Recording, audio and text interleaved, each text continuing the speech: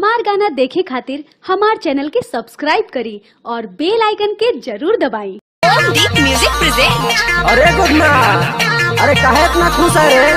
अरे देखिए ना, हमारा रिजल्ट आया है, 435 नंबर लाया है। तू कितना लाया है रे?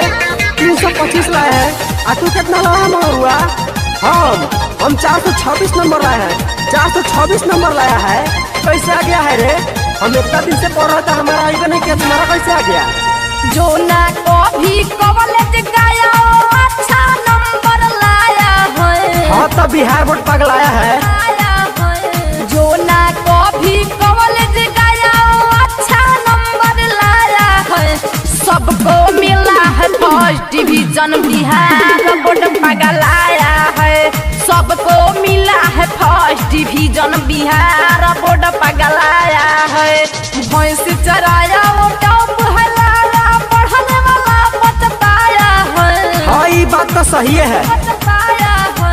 भैंस चराया वो टॉप है, पढ़ने वाला पछताया है।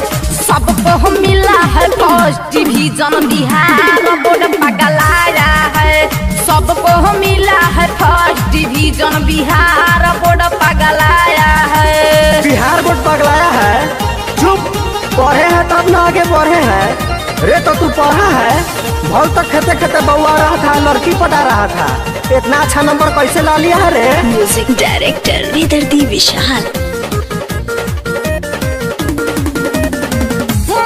नहीं देखलस जवन कॉपिया किताब के ऊपर के नंबर अब की मिलल बच्चा पके। पहले जी कटवा के हाँ हो।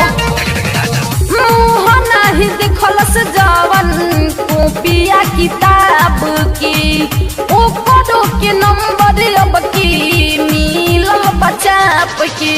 देखी रिजल्ट सके माथा चकराता, कैसन चक्कर चलाया है।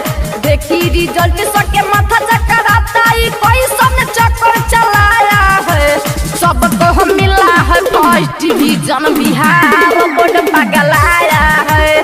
सबको मिला है फर्स्ट डिवीजन, बिहार बोर्ड पगलाया है। रे घूस दिया है का? घूस काहे ला देंगे? वोट नहीं आ रहा है।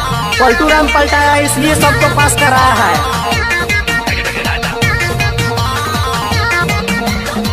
हमको तो इसमें जरूर कुछ गड़बड़ लग रहा है। क्या गड़बड़ लग रहा है जी? ये सब पलटू राम का काम है, इसलिए बिहार बोर्ड बदनाम है। अकल बाकल सब आयल बाटे झंडा गाड़ के, लागत आई चाल नया बाटे सादा कार के। हाँ तो यह बाकी रह गया है अब। अकल बाकल सब आयल बाटे झंडा गाड़ के, लागत आई चाल नया बाटे सादा कार के।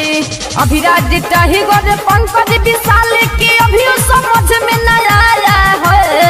अभिराज टाइगर रंजीव विशाल के अभी समझ में न आया है। सबको मिला है फर्स्ट डिवीजन, बिहार बोर्ड पगलाया है। सबको मिला है फर्स्ट डिवीजन, बिहार बोर्ड पगलाया है।